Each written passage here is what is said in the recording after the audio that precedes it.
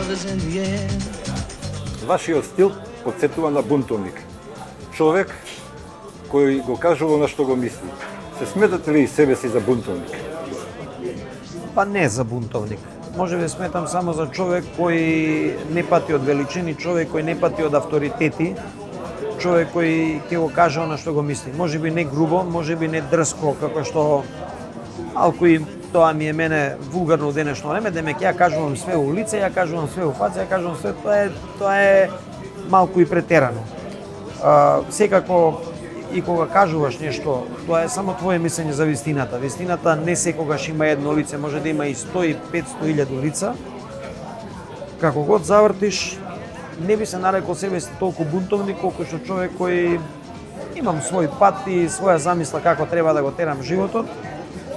И човек кој не може да се, јас не можам да се натерам себе си да направам нешто, не сакам да го направам. Значи без разлика дали тоа ќе ми донесе некаква корист материјална, ваква или онаква, никогаш нема да направам ништо што ќе се коси со правила кои многу одамна сум си ги поставил и правила према кои се раководам.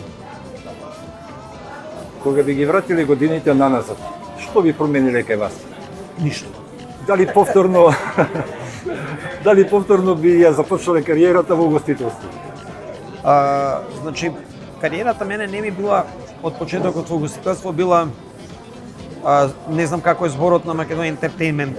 Значи, многу повеќе била забава, многу повеќе било правење на журки, многу повеќе било да се направи да другите луѓе уживаат, да се направат места кои ќе бидат дел од она што се случувало сегдека низ Европа и по светот. До негдека сум успевал колку што тоа дозволувало. Значи, сепак беа други времења, државата и општеството беа другчие поставени. Има многу нешта на кои сум горд, навистина. Не морам да ги набрајам. Тие кои ги знаат, тие кои паметат. По природа на нештата навистина не би сменил ништо, би оставил така како што е. Може би пробал да заштедам повеќе пари. Може би пробал малку повеќе материјална добит за некои постари денови.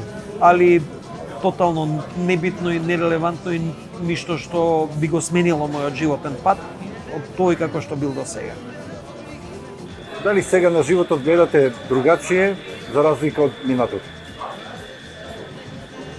Па јас станав татко малку подоцна од она што е вообичаено, барем на Балкан. Станав татко на 55 години.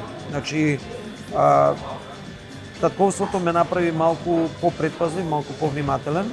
Татковството ме направи малку да не бидам толку оштар и да не бидам толку радикален. Татковството направи да и дефинитивно овој пат се вржам за Скопје.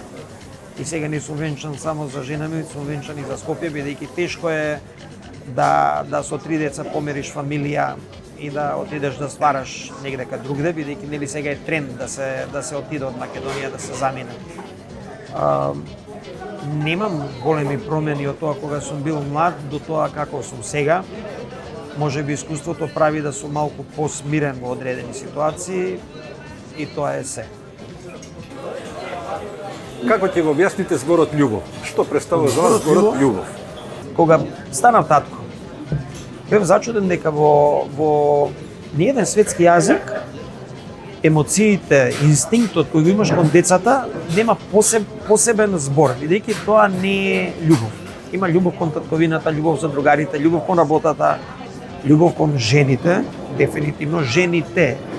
Едната е главна, но љубовта кон жените никогаш нема да стигне.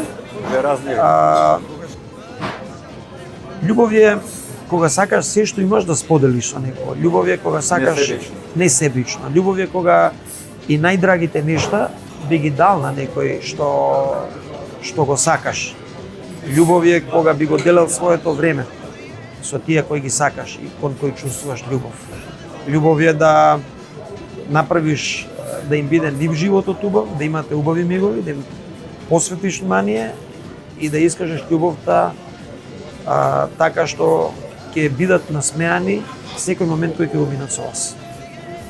И за крај да ве прашам, јас и вие, Што имаме заедничко со ова вино? Љубов. Да сте живи и здрави. Да сте живи, здрави вие. Благодарам.